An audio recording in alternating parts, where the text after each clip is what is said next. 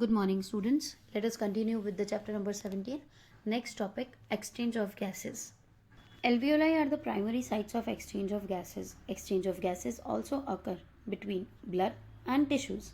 Oxygen and carbon dioxide are exchanged in these sites by simple diffusion, mainly based on the pressure or concentration gradient, as we have studied that how the pressure inside the lungs changes and how the concentration of oxygen and carbon dioxide in the pulmonary air and atmospheric air is different. So a gradient is made due to which the diffusion occurs. We know that in diffusion the substance moves from its higher concentration towards lower concentration.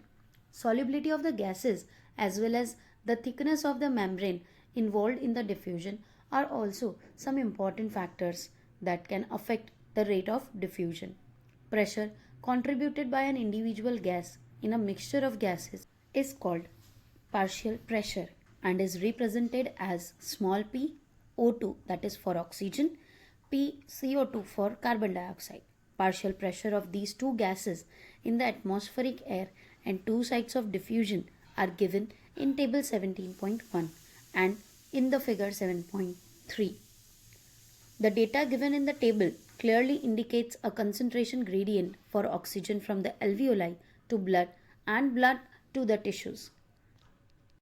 Let us see figure 17.3 in which exchange of gases are represented by the diagram. We can see alveolar air. Here partial pressure of oxygen is 104, partial pressure of carbon dioxide is 40. Whereas in the pulmonary vein and artery, CO2 and O2 rich blood is moving.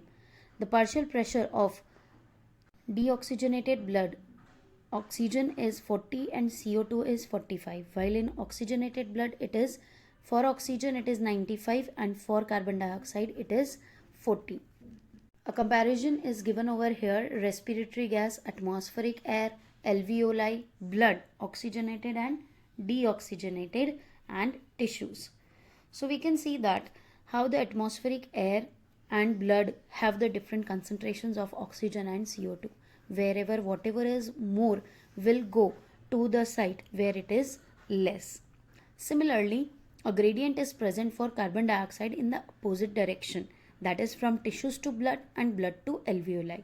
As the solubility of carbon dioxide is 20 to 25 times higher than the oxygen, the amount of carbon dioxide that diffuse through the diffusion membrane per unit difference in partial pressure is much higher as compared to oxygen. The diffusion membrane is made up of three major layers as shown in figure, namely the thin squamous epithelium of alveoli, the endothelium of alveolar capillaries, and the basement substance that is composed of thin basement membrane supporting the squamous epithelium and the basement membrane surrounding the single layer endothelial cells of capillaries in between them. However, its total thickness is much less than a millimetre. तीनों membrane मिलाकर भी 1 millimetre से भी कम thickness वाली membrane तैयार होती है, जिसे कहते हैं diffusion membrane. Therefore all the factors in our body are favorable for diffusion of oxygen from alveoli to tissues and carbon dioxide from tissues to alveoli. Here a diagram is given which shows the diffusion membrane.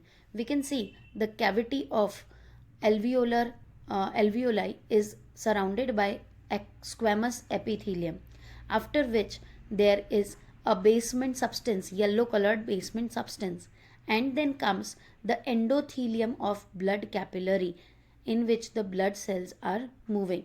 So the three layers form the diffusion membrane. Next is transport of gases. Blood is the medium of transport for CO2 and oxygen both. About 97% of oxygen is transported by RBCs in the blood.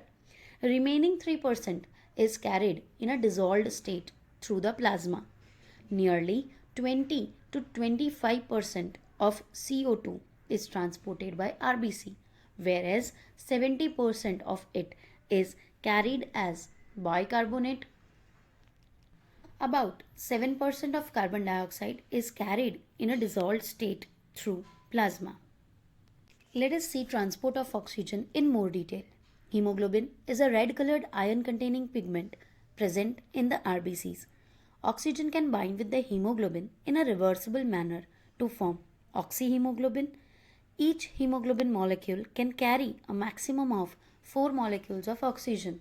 Binding of oxygen with hemoglobin is primarily related to the partial pressure of oxygen, partial pressure of carbon dioxide, hydrogen ion concentration, and temperature are the other factors which can interfere with this binding. A sigmoid curve is obtained when the percentage saturation of hemoglobin with oxygen is plotted against the partial pressure of oxygen. This curve is called oxygen dissociation curve as shown in figure 17.5.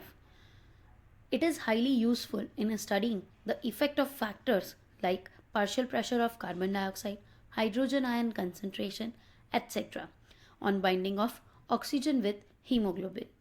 In the alveoli, where there is high partial pressure of oxygen and low partial pressure of carbon dioxide, lesser hydrogen concentration, and lower temperature, the factors are all favorable for the formation of oxyhemoglobin. This we have to remember, क्योंकि oxygen भी haemoglobin के साथ bind करता है और carbon dioxide भी, लेकिन कौन बाइंड करेगा ये कौन डिसाइड करेगा? बाकी के सारे factors.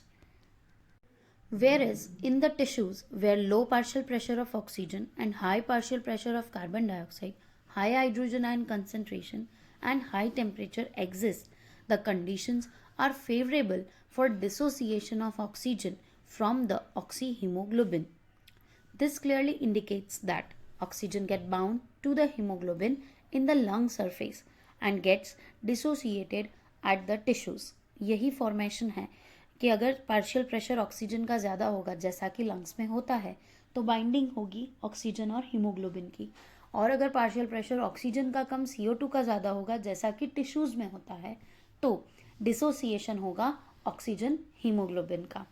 Here is the oxygen dissociation curve that shows how the partial pressure of oxygen increases and percentage saturation of hemoglobin also increases, but up to a certain limit, after which it stops increasing and becomes a constant one. Next is transport of carbon dioxide. Carbon dioxide is carried by hemoglobin as carbaminohemoglobin. It is only about 20 to 25%. This binding is related to the partial pressure of carbon dioxide.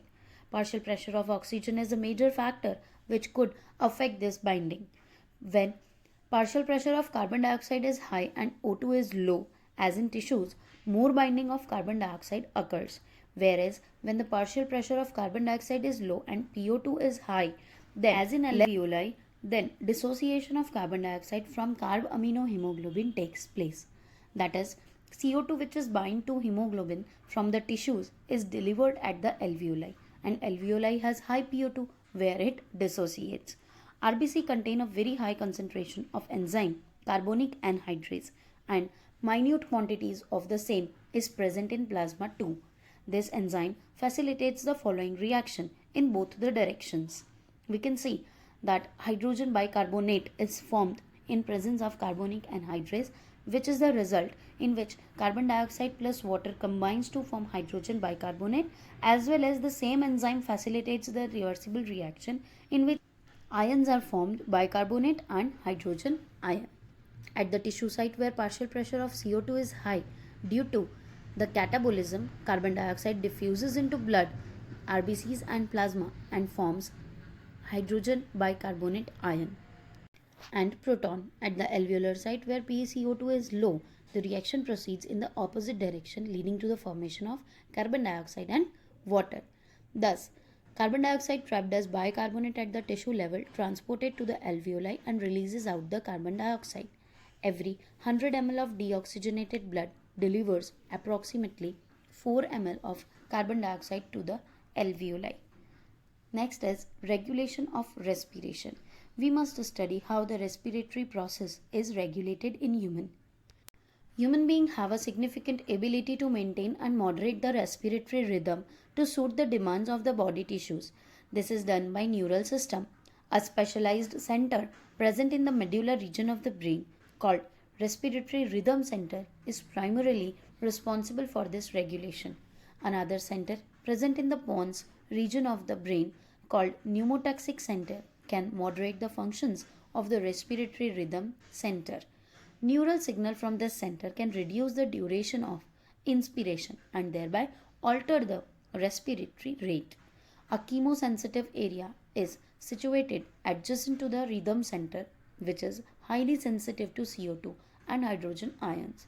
Increase in these substances can activate this center, which in turn can signal the rhythm center to make necessary adjustments in the respiratory process, by which these substances can be eliminated.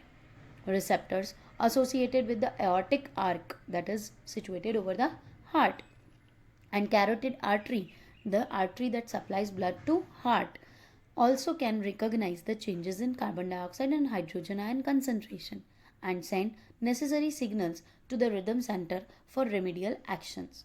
The role of oxygen in the regulation of respiratory rhythm is quite insignificant. It can't be done by anything else. So it is the concentration of carbon dioxide and hydrogen ion which regulates the respiratory process in human. Disorders of respiratory system. Asthma, the very first disorder. It is difficulty in breathing causing wheezing due to inflammation of bronchi and bronchioles. Emphysema, it is a chronic disorder. Chronic means जो धीरे धीरे progress करती है body में, in which alveolar walls are damaged, due to which respiratory surface is decreased. One of the major causes is cigarette smoking.